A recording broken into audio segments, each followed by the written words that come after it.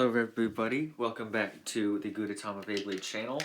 Today what we're going to be doing is we're just going to be doing a bunch of battles that I feel like doing. We could do Shark Edge versus Drawn Sword, Shark Edge versus Knight Shield, just basically any battles that I might want to do today. So, I hope you enjoy. We'll start with Knight Shield against Wizard Arrow, because it's not something that's probably ever going to be seen in the manga or anime.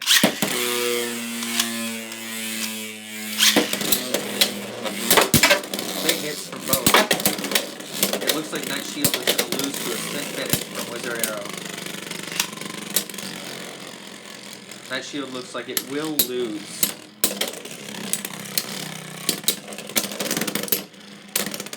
And Wizard Arrow takes it with a spin finish.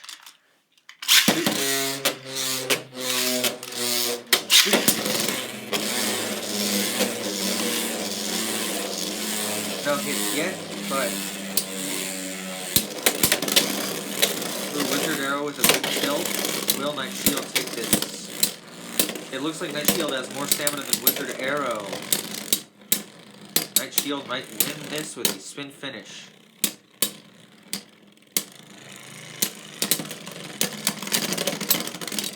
I think it's interesting how not even in Beyblade X can stamina defense battles be very interesting.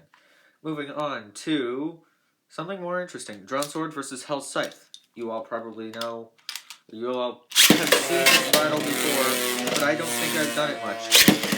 At all. Interesting turnaround with Drawn Sword taking the dub with a knockout finish. Ooh, great hits from both. It looks like Hell's Scythe is going to win with a spin finish. Anything's possible. With a spin finish. 3, 2, 1, go. 3, 2, 1, go. Ooh, huge hit with Drawn Sword. Looks like he's going to take it with a knockout finish. But Hell's Scythe holds still and knocks Drawn Sword out. Tied for 3 points, I think.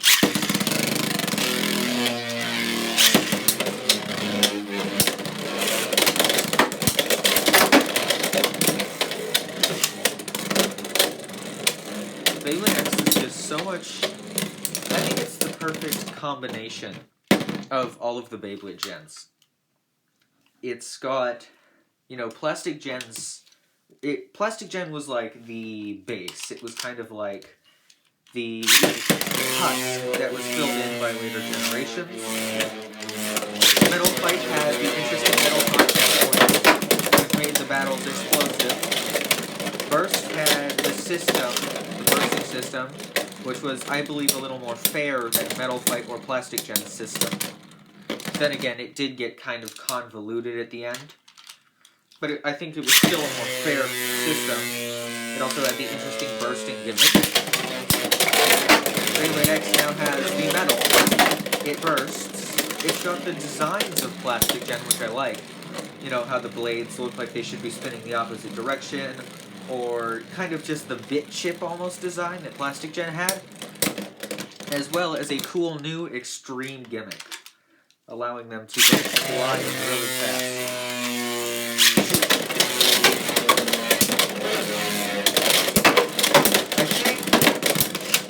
My main hopes for the anime and the manga is that they don't do it like they did Burst. Burst was fun. It was interesting, and it was a good time. But I don't believe they did it well. I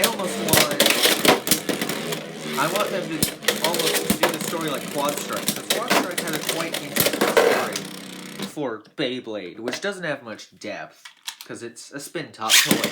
Basically just a giant advertisement. But it was still... Another thing I can hope for, and I want to be a thing, is I want the gimmicks to not just be the Extreme Dash. I know Wizard Arrow has, like, Mirage Parry or whatever, but it's a stamina type. It doesn't necessarily need to have, or it can't necessarily do the extreme dash as a gimmick, because it's a stamina type. That's not the point of it. Haha, it's a nice pun. It's not the reason it exists as a bay. So, I want the attack types and the attack-based balance types to also have cool gimmicks that aren't just extreme dasu, them screaming that and winning. I think it'd make the story just much more interesting, and obviously,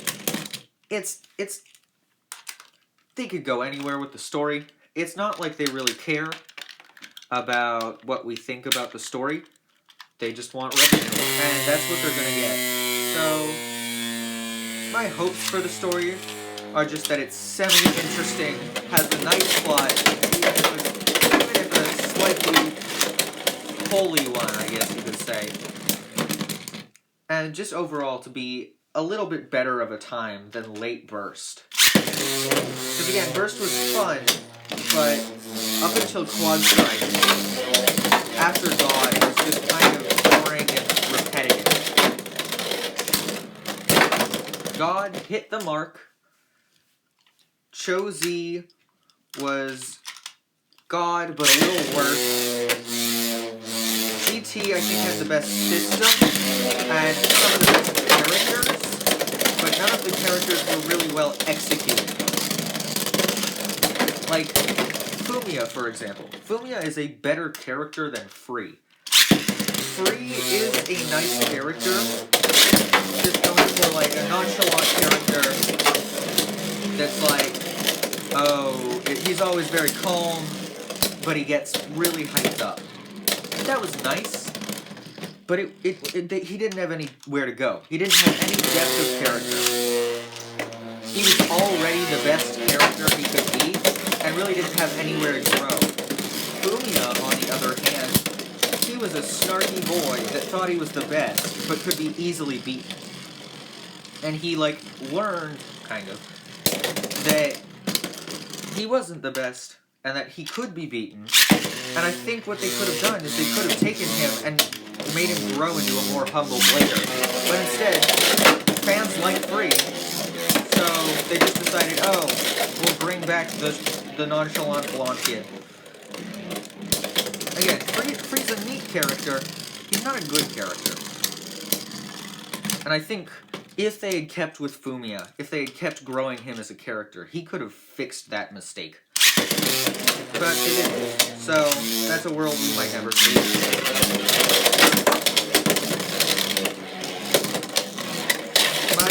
My biggest hope for Beyblade X is they have characters that grow.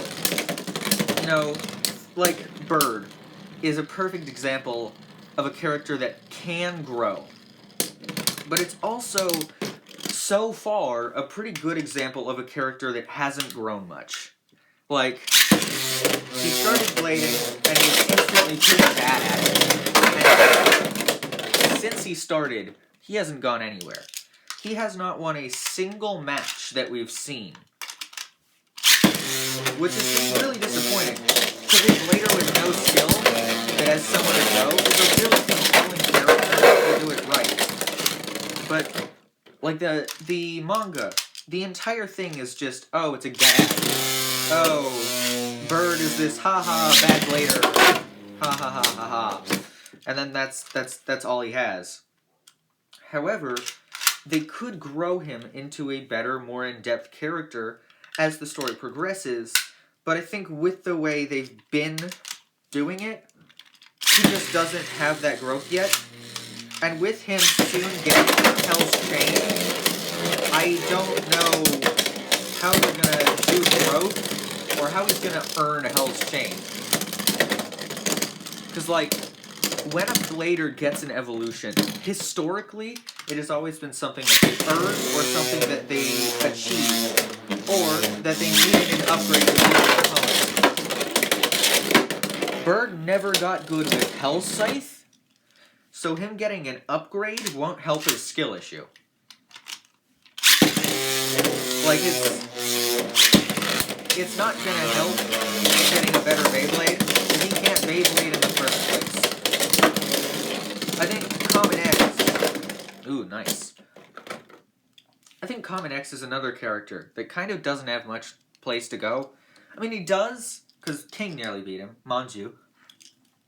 But I feel like he was instantly portrayed as, like, the best, and he beat X Tower and all of this. But I don't think he needs to go anywhere to be a compelling character, or to be a character that can be enjoyed. I think Bird is what they're trying for as the main character. Common X is just the guy with the blue three-sided Beyblade that they need to please the fans with. So I think Common X actually has somewhere to go. And Bird does too. Multi, I don't know about Multi. Multi can obviously grow as a player, because she lost to Common X or whatever. So that's something she can grow as.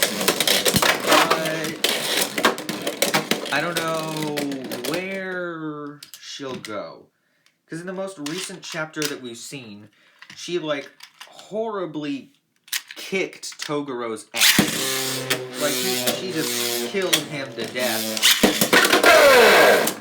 I'd say ruined his blading career for a short period of time. So, with Bay that we've already seen be really good. So there hasn't been much growth for Multi yet, which I'm saddened by.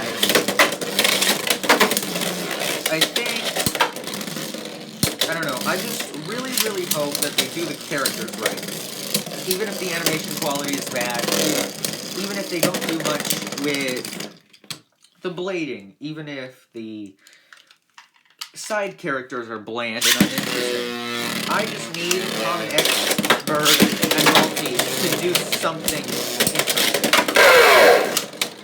I need them to have some sort of depth by the end of at least Season 2. Maybe Season 1, hopeful, wishful thinking, but you never know. An interesting thing about X, though, I'm kind of rambling, and I like that. An interesting thing about X, though, is it's kind of like a fresh take on Beyblade, I guess you could say. It's like, it's new, in a way. You don't have really any characters that are perfect, and you don't have any characters that are absolutely awful characters. Like, but one thing I think Burst did the best out of any generation is making characters, or at least the main characters, that had somewhere to go. For at least the first 2 seasons with Aiga and Baruto. I think Baruto and Aiga had the most... They had places to go. And I think Aiga is a much better main character than Baruto was. I think Aiga's arc of kind of being possessed by his Bay and growing past it after it breaks in a horrible kind of fashion was an awesome thing. And I think the manga did it even better by having Baruto.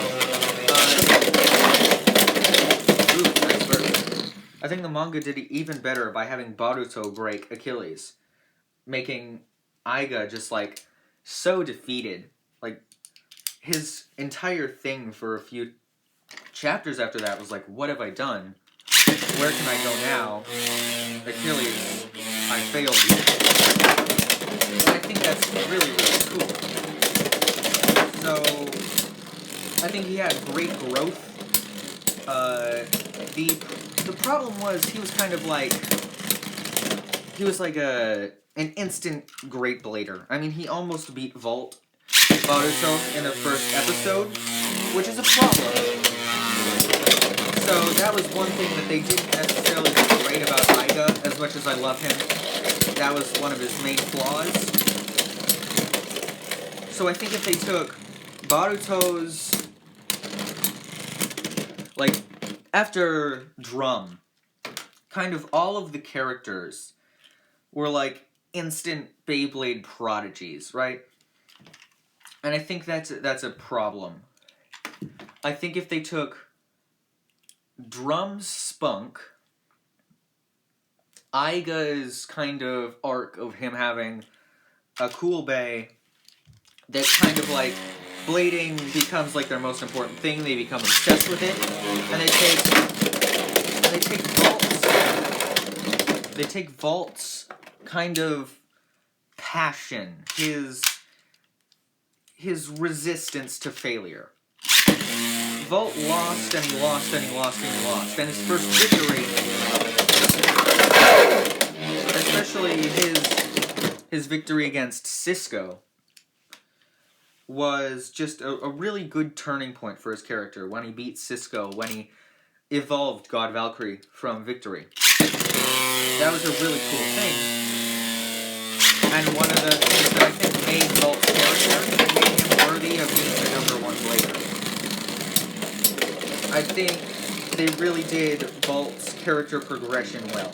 So, Vault's progression, Drum's spunk, and his just overall kind of attitude towards Beyblade, and Aiga's character, not his character arc, but his Bey character relationship arc.